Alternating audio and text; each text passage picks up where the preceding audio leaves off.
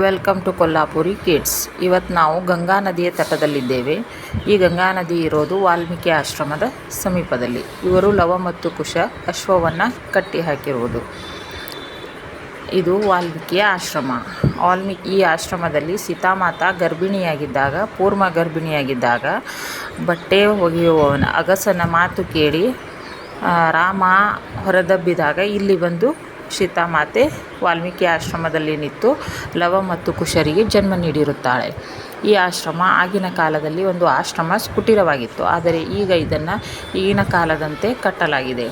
ಇದು ತುಂಬ ಚಿಕ್ಕದು ಮತ್ತು ಸ್ವಚ್ಛವಾದ ಒಂದು ಆಶ್ರಮವಾಗಿದೆ. ಇಲ್ಲಿ ರಾಮ, ಸೀತಾ, ಲಕ್ಷ್ಮಣ, ಹನುಮಂತ, ಸೀತಾಮಾತಾ, ವಾಲ್ಮೀಕಿಯ ಮೂರ್ತಿಗಳಿವೆ.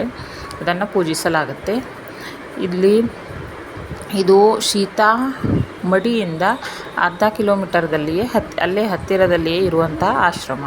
ಆಗಿನ ಕಾಲದಲ್ಲಿ ಇಲ್ಲಿ ದಟ್ಟಾರಣ್ಯವಾಗಿತ್ತು. ಭಯಂಕರವಾದ ಕಾಡಿತ್ತು. ಕಾಡಿನಲ್ಲೇ ಮಧ್ಯದಲ್ಲಿರುವಂತಹ ಆಶ್ರಮ ಈಗ ಪೂರ್ಣವಾಗಿ ನಾಡಿನ ಮಧ್ಯದಲ್ಲಿದೆ. ಇಲ್ಲಿ ಒಂದು ಗಿಡ ಮರಗಳು ಏನು ಕಾಣುವುದೇ ಇಲ್ಲ. ದೂರದಲ್ಲೊಂದು ನದಿ ಇದೆ. ಇದು ಒಂದು ಆಶ್ರಮ ಇದೆ. ಕಾಡಿನ ಯಾವುದೇ ಚಿಹ್ನೆಗಳು ಈಗ ಕಾಣಸಿಗುತ್ತಿಲ್ಲ.